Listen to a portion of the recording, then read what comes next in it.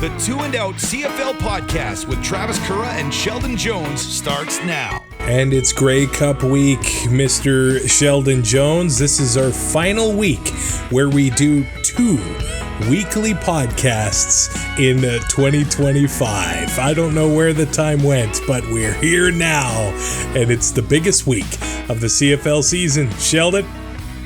Yeah, it's gone. It's been a long season, but it's been a short season, if that makes sense. It's kind of flown by, but hey, I'm here. I'm in Winnipeg. You're in Churchill. Let's get at it. We're excited. Let's do this. Yes, we are both in the province of Manitoba, friendly Manitoba. I gotta say, I don't get to Manitoba often, but when I do, those license plates do not lie. I do find them to be some of the most friendly people in Canada that you'll ever meet. And, you know, coming up north, it's a different way of life here, but everybody's in it together. Everybody supports each other. And I think that probably goes in every single corner of the province of Manitoba. It's really cool to be a part of it, a really cool spot to have the 112th Grey Cup. The big news this week is, well, actually, there's a lot of big news this week, but we'll start with Mike O'Shea being a really hot commodity. I don't know. We had the CFL paparazzi spot him leaving Toronto in the airport in YYZ. Shout out to Rush for that song, too. But he was spotted leaving to Toronto. I guess it's all in his court. It does look like the Argos have made him quite the offer. Maybe some more responsibility than just being head coach. Not only that, the Hamilton Tiger Cats have requested permission to speak to him and also assistant general manager Danny McManus, who obviously has history in Hamilton, so that would be enticing, I think, to the Ticats as well. But this is just going to be all up to Mr. O'Shea and where he wants to go. Yeah, there's lots of news, which is weird because usually there's like a memorandum on no news this week. So I wonder why there's all this news. Anywho, I'm quite perplexed as to why Hamilton wants to talk to O'Shea. I feel like Scott Milanovich is still under contract there, and unless it's just for strictly GM, like I know they unfortunately have to hire a new GM because of the late Ted Gavaya, but it makes sense for them looking for McManus because, yeah, like you said, former guy there, but it makes sense for O'Shea to go to Toronto. I think, honestly, O'Shea has done everything he could possibly do in Winnipeg. He built that franchise up. He made it to be the flagship franchise. I know he wasn't necessarily the player personnel guy, but I think he certainly worked hand in hand with Wade Miller there, and I don't know what more there is for him to do there, and I think Toronto is a perfect landing spot for him just because they need somebody to build them back up. Their reputation's not really that great right now, and they just lost arguably someone who's in the top third, I guess, of the coaches in the CFL to Ottawa. So Toronto makes sense. Hamilton does not for me. I don't know what's going on there, but I think O'Shea is going to have obviously there's going to be an offer in Winnipeg waiting for him if he wants to stay there, and that's the easy job for him. That's the easy thing. Maybe they're going to offer him more of a role too. I don't know, but the thing that's a little bit different here between Dinwiddie and O'Shea is Toronto doesn't have to give him a promotion. It can be a lateral move because his contract is expiring. So we'll see. I'm sure there's going to be an announcement probably Tuesday after Grey Cup and all this is settled, and then we'll have more stuff to talk about. But very interested to see where this one heads. It does feel like Winnipeg better be backing up that truck and do all they can to keep Mike O'Shea. I mean, 2 Grey Cups, the first one breaking that 29-year drought, 5 straight Grey Cups. I mean, you got to keep him around, but if he leaves, I think that changes everything, the whole dynamic with that team, and it feels like starting from scratch. with them a little bit. They still do have Zach Collaros under contract for next year, but a lot of the other big name players are free agents on that Bomber roster. Some of them could follow O'Shea to Toronto, but this offseason is shaping up to be one very intriguing one. Oh, 100%. We're going to have lots of stuff happening all the off season. So I'm sure we're going to be able to have lots more shows than Travis really wants to do in the off season. You're correct about that. Speaking of coaches and all that kind of thing, Jason Moss of the Montreal Alouettes, Corey Mace of the Saskatchewan Roughriders, they had their coaches press conference on Tuesday, and they both suggested getting rid of the ops cap. So when they're on the Grey Cup stage, when there's more media than normal pointed at the Canadian Football League, and they both say things like that, you have to think some announcements could be following in the near future. I hope so. Yeah, they were very blunt with their answers there, and typically coaches, would be pretty tight-lipped or give the safe answer when it comes to that. So I'm heading down to Stuart Johnson's State of the League on Friday morning. So I hope I'll keep everyone updated on the Twitter of what's being said, like I'm sure all the other media people will do as well. But I'm interested to see if he'll obviously be asked this now that that Mace and Moss did give such a pointed answer. So I'm interested to see what that is, because I think that's something that is hurting the development of coaching, and it's hurting just the overall play. I think a lot of the slower starts to the seasons directly correlate with a lack of coaching and a lack of just availability. Like, you look at Ryan Dinwiddie going to Ottawa. He not only is he the GM, not only is he head coach, he's already said he's the offensive coordinator as well. So this is like the reverse Chris Jones, where he was the defensive coordinator. So that's three hats on one guy, and I'm not sure that's. I'm sure he has ambition to do all of that, but there's no reason why one person should have that much responsibility in name. Like, there should be, he can still be the offensive coordinator, but they should be able to hire an extra coach who is technically the person who is coordinating the offense, even though he'll be playing the call or calling the plays. Yeah, there was a trend where, a time when Wally Buono was doing both, Dave Dickinson was doing both, and some of them were struggling. Yeah. And was it happening in Hamilton? Well, there were three franchises at once, and it was Edmonton when Chris Jones was still around, and they were obviously struggling as well. So I thought the league was going to trend away from that, but maybe the ops cap has kind of forced teams into that. Hey, these coaches are hardworking people. They barely get any sleep as it is. Maybe they think they can do it. And then, 6 games into a season, it's, this is tough work.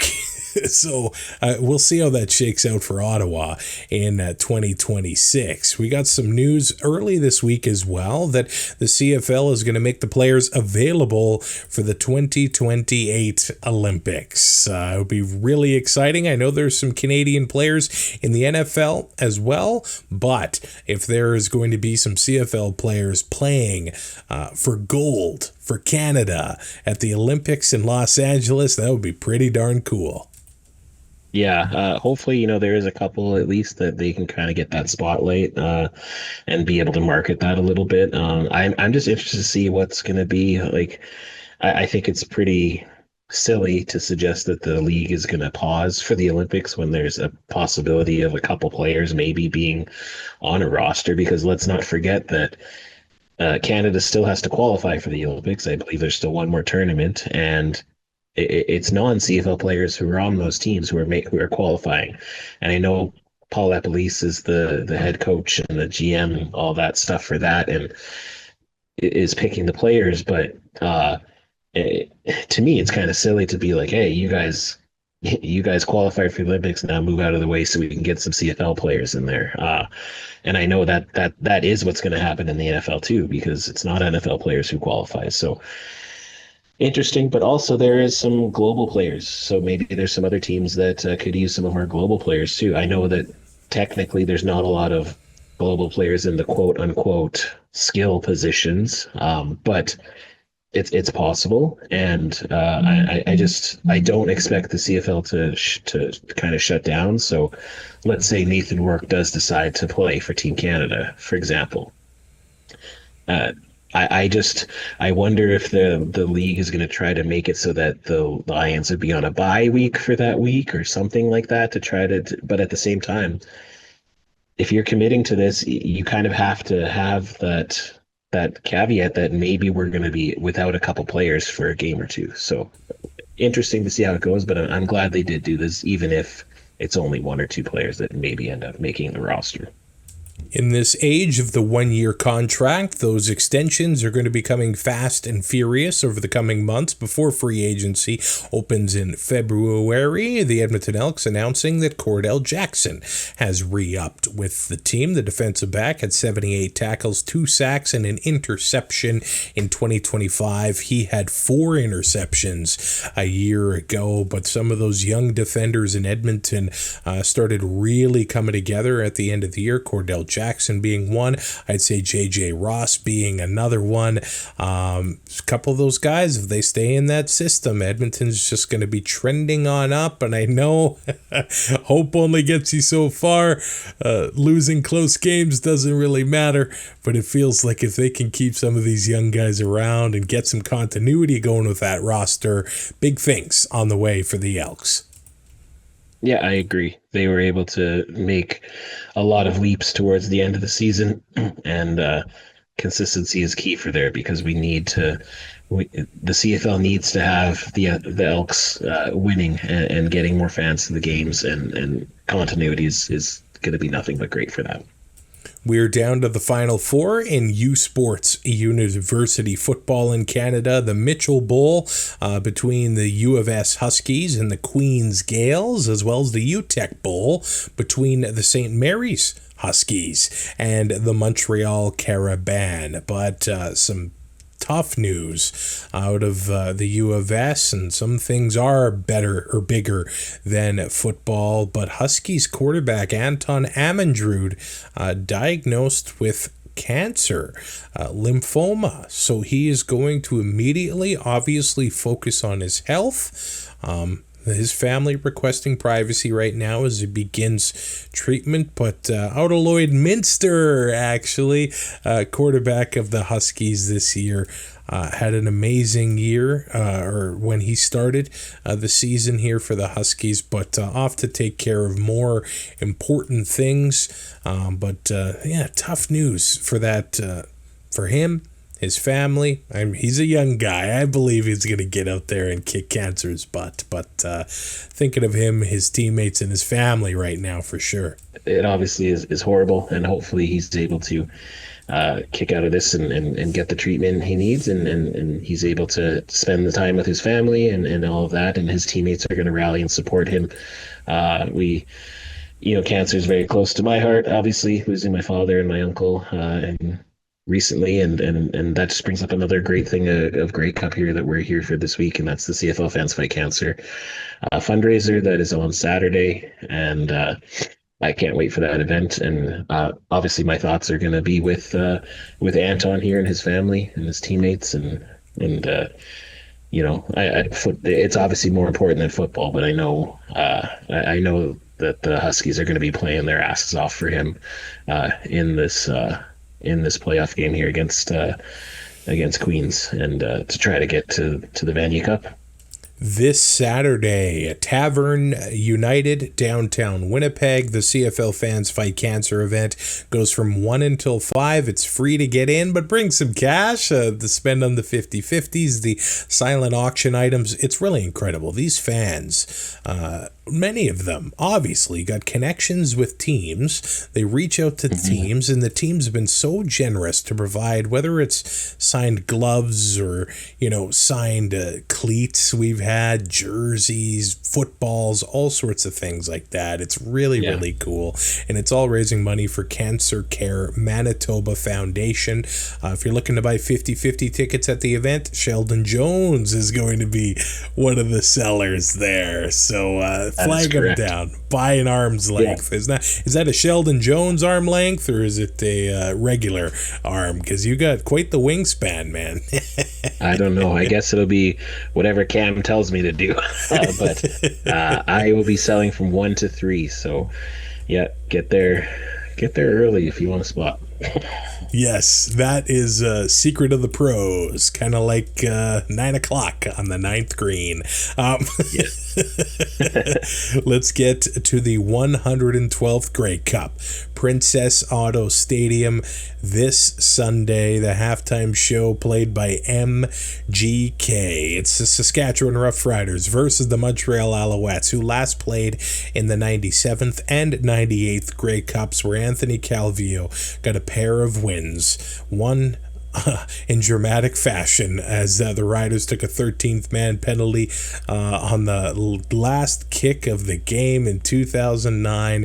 Damon Duval of the Alouettes got to kick again, and of course did not miss that time. In 2010 at Cold Commonwealth Stadium, it was just the Alouettes got the big win over the Riders. But here we are, Anthony Calvillo still a part of that Montreal Alouettes organization, so he's familiar with beating the green and white in Grey Cups, but obviously a lot different players on the field this time around. But Sheldon, it's been cool to see that old photo dug up where Corey Mace was a D tackle for the Calgary Stampeders, getting a hit in on the quarterback of Edmonton at the time in Jason Moss. Jason Moss, quick to point out at the coaches conference that he got the ball away, so he was pretty proud of that fact. But now these guys battling while standing on the sideline. That's pretty cool.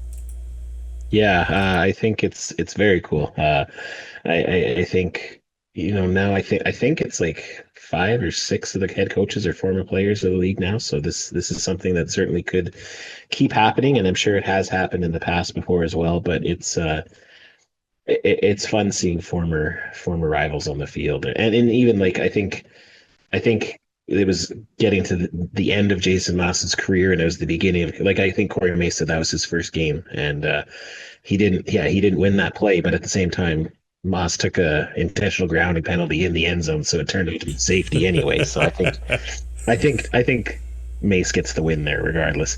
But it's pretty awesome.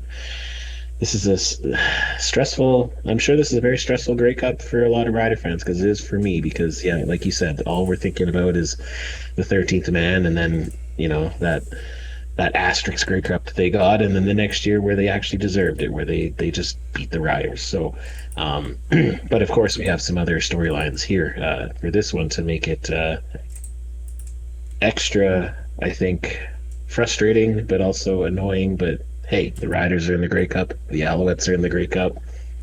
Hopefully it's a great game, and we're talking a lot of smoke about all these storylines, and it just turns out to be an actual good game, and we don't have to worry about those things kind of making up why the game happens the way it does, I guess, if that makes sense. These two teams split the season series. In one, the Riders smashed the Alouettes 34-6, and then in the other, the Alouettes handled the Riders 48-31. Here's the interesting thing. Davis Alexander played in neither game. The one, I mean, obviously, because he's undefeated. The one where the Riders handled the Alouettes, man, AJ Ouellette rumbled for 74 rushing yards. Deontay Myers had 136 receiving yards. Trevor Harris threw for 289 and 2 touchdowns. In the other game, the Riders had some serious injuries in the secondary, and McLeod Bethel-Thompson started and was actually able to light up the Riders. And Tyson Philpott, 9 catches catches, 238 yards, and 2 touchdowns in that one. Stevie Scott III ran for 125 yards, and McLeod Bethel Thompson threw for 379 yards and 3 touchdowns. It's pretty tough to compare these games to this Grey Cup. It feels like it's like 5 seasons ago when these 2 games happened. Yeah, it's very hard to take anything to account for that, just because, like you said, no Davis Alexander. It seems like he's kind of the I don't want to say he's the be all end all for the Montreal Alouettes. It's just when he's in there, when he's in quarter, when he's taking snaps behind center, it just seems like the team is different. I'm not sure what it is about him that does that, but that you just can't argue that when it comes to the stats and the wins and all that stuff. And like you said, the one that Montreal was able to destroy Saskatchewan at home was a lot of that had to do with a certain defensive back making his first start, who played quite well in special teams, but maybe wasn't quite ready for starting in the backfield there. So yeah, like I think we have to just dissect both teams. We got to talk about it. Davis Alexander, he's hurt. It seems like he re-aggravated his hamstring injury, and so the frustrating thing, I think, for me as a Rider fan and just trying to break down this game as unbiased as I possibly can, is it just seems like another Grey Cup where the Riders go into and they're facing a where it seems like they have an easy way. You know, let's go back to 2007 against the Winnipeg Blue Bombers in the Eastern Final. Kevin Glenn breaks his arm. The Riders end up playing Ryan Dinwiddie in and even though a lot of people thought the Riders are going to just destroy Winnipeg, that's not the case. It was still a good game, and so I'm hoping that even if something happens to Davis in this game, that is still a good game. But it's a shame that everything is all about Davis Alexander and his injury instead of just these 2 teams who are the 2 best teams in the league and deserve to be in the Grey Cup. They've been pulling out all the stops to make sure Davis Alexander is comfortable for the Grey Cup. They've been saying 4 or 5 treatments a day. They've got a trainer that specializes in hamstrings, so they're doing the massages. They're doing the electrotherapy. I don't know if they got the Dr. Hose thing hooked up to him, and they're shocking that hamstring to make sure he's good to go. Maybe some horse tranquilizer or something like that. We'll have that leg ready for Sunday in Winnipeg. But either way, man, if he loses, here's the thing. Like you said, if he loses, the rest of the league's going to put an asterisk on the Riders' win. That's okay. But if the Owls win, he's going to be heralded as an absolute warrior. And so, and these teams, those 2 games in the regular season, they were both mismatches, like on the scoreboard. But I look at these rosters, and I do feel like this can be a very physical battle. And the 2 defenses, man, they're going to be looking to making plays, especially, I think, Montreal. Those DBs, they're going to be hard on the Rider receivers, and those linebackers, they're going to be hard on Trevor Harris as well. So Harris needs to be on his best game to not turn the ball over to that Alouette defense, because they're going to be trying to step up for their offense, who might be a little bit nervous, and if they're limited, especially with what's happening with Davis Alexander. Yeah, I think it's very interesting. All the writers for the CFL.ca have picked the Riders to win the Grey Cup. They're 3.5-point favorites. But in my opinion, the Riders actually have a tougher task here, because they have to game plan for a healthy Davis Alexander. They have to game plan for a not healthy Davis Alexander. They have to game plan for for Bethel Thompson, because that all of those situations could happen. Davis could play perfectly fine and not have anything to do with his hamstring, and then he's just the guy who's undefeated, and uh, you just that's what you get from him. He's just a warrior who just does not lose. And then, but if he does get hurt and he does have to leave the game, then they have to be prepared for McLeod Bethel Thompson, who's a completely different quarterback. So this is going to be a tough Grey Cup for the Riders to win. Everyone seems to be thinking that it's a cakewalk right now just because of this injury. But the one thing that reassures me and hopefully reassures Rider fans is I know that Coach Mace isn't going to let the Riders get cocky, and that he's not going to let them hear any of this outside noise. They're going to be locked in. Montreal's going to be locked in. I saw a picture on social media. I don't know if it was just where they were practicing or whatever, but they had a sign that said the F you just watch hung up there. So, they're obviously going to take this to heart that they're the underdogs. And, with his winning streak, with his ability, with what he's been able to do, knocking off the best team in the East, they maybe feel like they're a little slighted right now. And that's a dangerous team in the playoffs. That's a dangerous team in a one-game winner-take-all situation.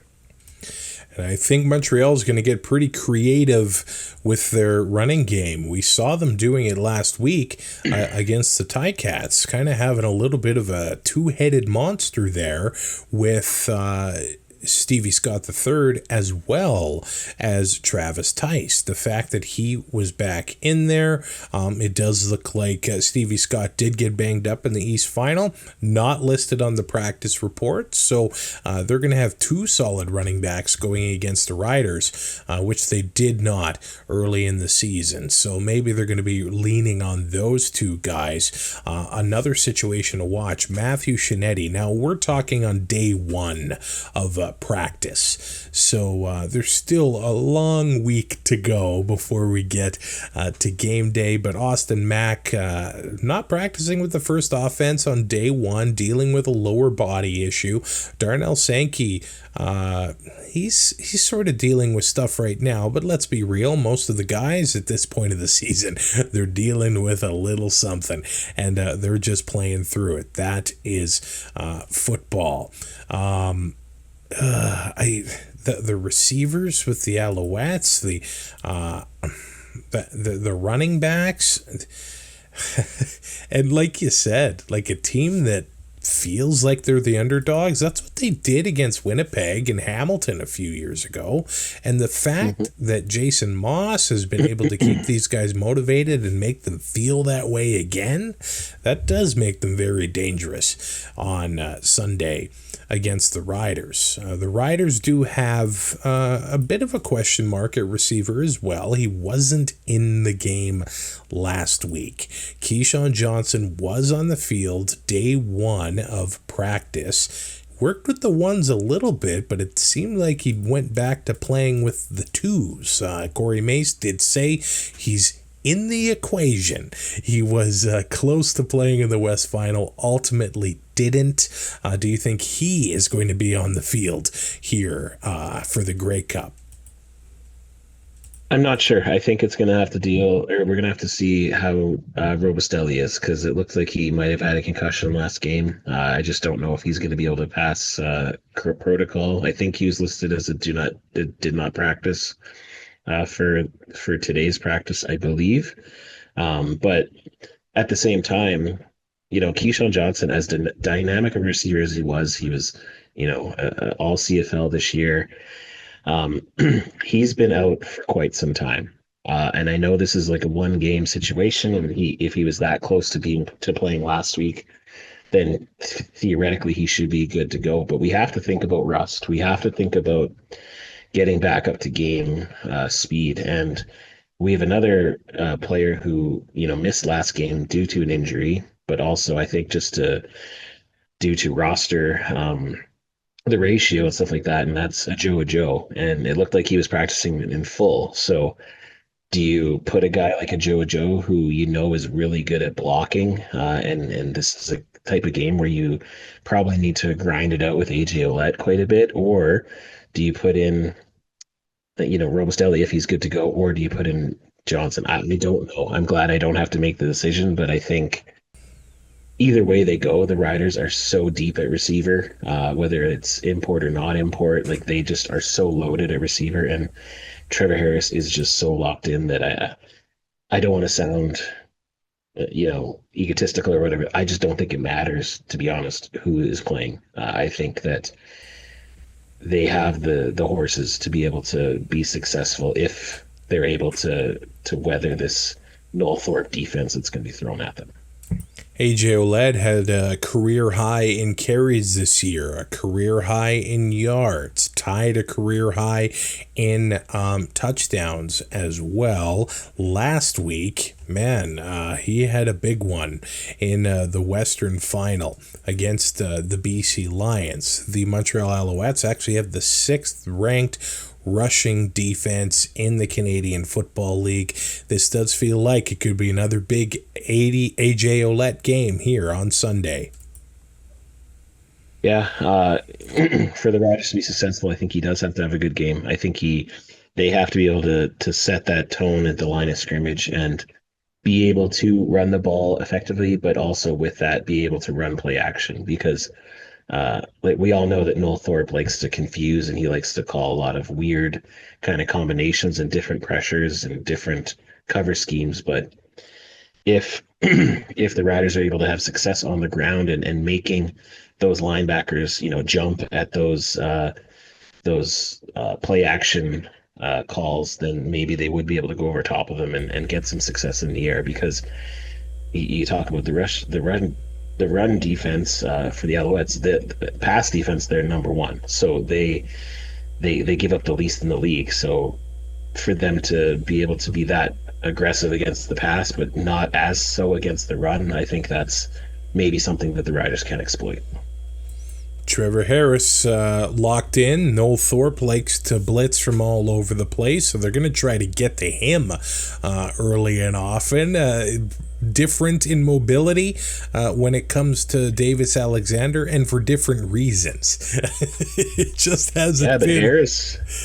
Harris has been running the past couple of games. Like he's taken off and run, and when I don't want him to, but he simply has shades of a little bit of Darian Durant in 2013. I was just deciding he would take it on himself. I don't know. Some very cautious moments in the West Final, though, when he had that 10-yard rush, and it kind of looked like he got hit in the jaw. It looked like Betts literally just punched him, basically. Not saying it was on purpose, but no, it just looked like he was falling all of his weight, kind of his hand, and it landed on his head. It just looked like, yeah. Yeah, I'm shocked he didn't come out of the game at that point, but he didn't.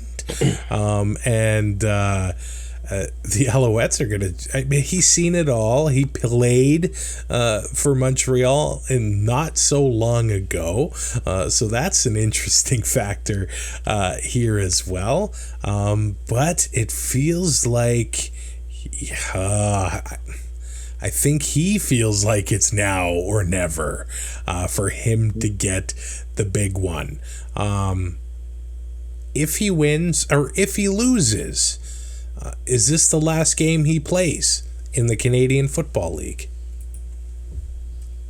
I don't know.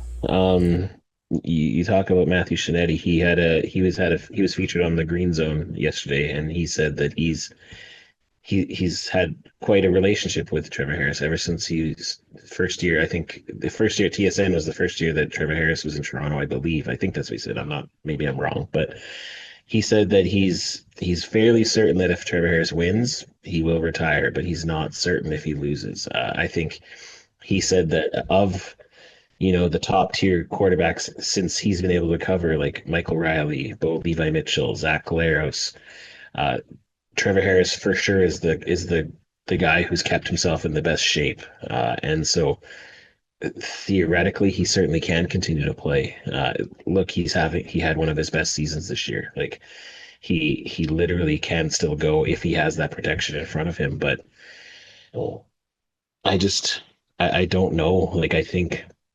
I think this is it. I think he knows it's it. I think that's kind of why Trevor has been a very subdued, a very methodical, a very lets his play speak for himself kind of guy. But the last couple of weeks, he's been getting a little chippier when it comes to comments and sound bites. And I'm not here to talk about Nathan Rourke. It's our time and stuff like that. And so, like, I think I don't know if that's just frustration coming through that, he knows that the end is near and he needs to get this done for his legacy. I think he's a Hall of Fame quarterback, but a lot of times, if even Hall of Famers, if they don't win a championship, sometimes that kind of takes that away. So I think he wants that for his legacy. I think he'll tell you he wants it for the team, and I'm sure he does, and he wants it for Rider Nation and all that stuff. But he's a competitor, and I certainly could see him continue on if they lose, but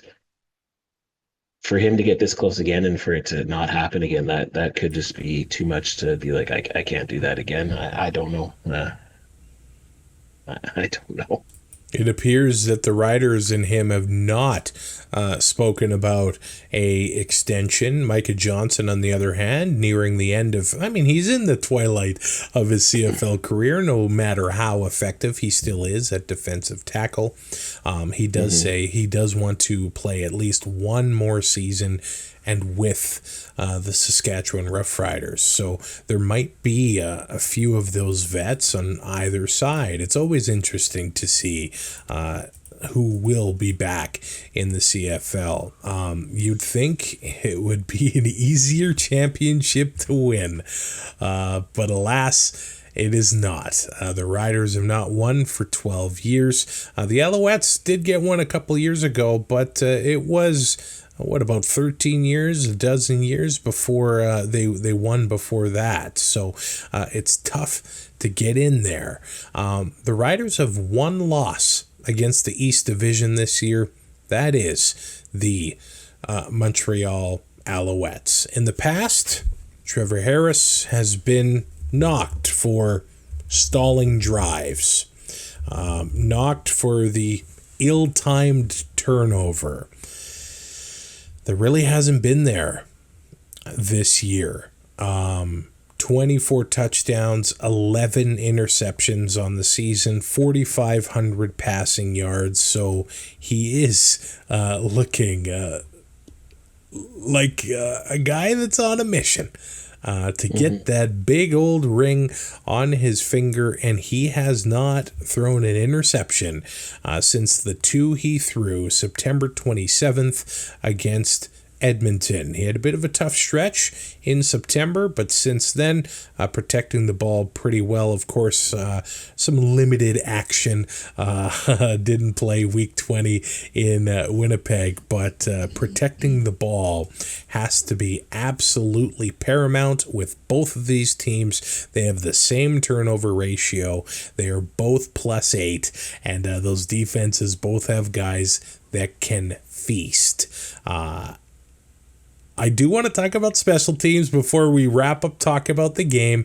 The Alouettes, Jose Maltos, he's been clutch all year. Brett Lawther, he hasn't missed any kicks as of late. But the pressure's going to be on. And then we got James Letcher Jr., who can break a kick anytime, or a return anytime on Montreal's side. And then Super Mario Alford, who you have to think would want a Grey Cup moment against his former team as well. One more question I want to ask you, I'm curious about. How that audience is going to be at Princess Auto Stadium. Now, of course, Saskatchewan, Regina is about a 6-hour drive away from Winnipeg. But if those Bomber fans hung on to their tickets, that they're going to be all about the Alouettes. Could the crowd be a bit of a factor? It could just be a mess of noise, and we know how loud that stadium gets, but it could be a little bit of a factor here on Sunday. Yeah, I think it's going to be it's a tough situation. it's interesting because you have the most hated rival coming in, representing the West, and you have the team that eliminated you from the playoffs in the East. I assume that 9 out of every 10 Bomber fans will cheer for the Alouettes today, on Sunday, if they're going to the game, if they haven't sold their tickets at. I'm seeing some inflated values, but I'm also seeing a lot of people getting tickets for face value. So I'm glad to see that for fans of other teams making the trip. But yeah, it's gonna be loud. I could see, some of the fans just wanting to cheer all the time and make noise and just disrupt and see what happens. But I expect the Riders to be playing in hostile territory, and I'm sure they expect that too. They're the visiting team. The one thing that I found kind of interesting is the Riders aren't in the visiting locker room. They're actually in the Manitoba Bison's locker room, which according to Derek Taylor, is like it could be better than some CFL home locker rooms. It's that nice of a locker room setup that they have there. So there is the home locker room for the Bombers, the visiting locker room, and the Bison's locker room. Yes. Yeah, so the Bisons have, and apparently it's very nice. I think Rob Vanstone wrote an article about it on riderville.com. Wow. If anyone wants to check it out. So it's not going to be as cramped as normal because the visiting locker room there is horrible, I've heard. But the Riders are going in there. I think, a lot of people are saying that they're going to win this game. But I think they themselves know that they're going to hostile. This is no different than a Banjo Bowl for them. I think they know how hard it is to win a Banjo Bowl. They've only been able to do it once in the past, 6 years, and that was this year that they were able to do it. The Riders are healthy. The Alouettes are healthy, other than Davis Alexander, of course. This should just be a great game, and the fans, those of us who are lucky enough to be in there, and those who are watching on TV, we're in for a great game, I think. Fingers crossed. The 112th Grey Cup between the Saskatchewan Roughriders and the Montreal Alouettes at Princess Auto Stadium in Winnipeg, where the Riders are 3.5-point favorites, and the over-under is at 48.5. Sheldon, I'm locking it in. A big game from A.J. Ouellette, a touchdown pass from Trevor Harris, no interceptions, and a 4-point victory over the Alouettes. The Riders will win their 5th Grey Cup in franchise history in a tight battle in Winnipeg. Who do you got? Oh, my God. I don't know. I'm locking in the Riders. I think this is their time, like Trevor Harris said. I think they're going to win by 7, but I do think it's going to be a defensive score that makes the difference and gives them the win. I think it's going to be that close that it's going to be something, just like in the last game against BC when they were on the doorstep after a turnover, they got it down there, and then the lucky bounce, Marcus Sayles picked it off, takes points off the board. I think it's going to be something like that. But who's had a really big game, and I'm just going to call it now. Tavon Campbell, pick 6, is going to be the difference in this game. I'll be a coward and add the caveat that I would not be surprised if Montreal wins at the end of the day. I really it all depends. Yeah. It all depends on Davis Alexander. If the Riders are able to pressure him and make him run around and make him have to move quickly and have to plant and all that stuff, and again, I said this last, I don't want a player to get hurt. I don't want players going out to hurt another player. But if you're a player who is playing hurt and it's out there and you're still playing hurt, then hey, that's fair game. And nobody's going to be grabbing his ankle or twisting anything like that. But if you're pressuring him, if you're blitzing him, but then you have to cover. If you're going to blitz like crazy, you have to be able to cover because they're going to know it's coming. And I just, like you said, I'm so stressed out about this game. I'm so stressed out, and I want to win so bad, but I'm ready to be hurt again, I guess, is the main thing. There it is. Talking about the 112th Grey Cup between the Saskatchewan Roughriders and the Montreal Alouettes coming up this Sunday from Winnipeg. I'm Travis Currah. He is Sheldon Jones. You can rate, review, and subscribe to the show on YouTube. Support it on Patreon by going to twoandout.ca and all major podcatchers. We will see you in Winnipeg at the festivities and at Princess Auto Stadium. Talk to you soon on Two and Out. The Two and Out CFL podcast is written, produced, and hosted by Travis Currah and co-hosted by Sheldon Jones. Subscribe to Two and Out on all major podcast platforms and YouTube to keep up to date with future shows.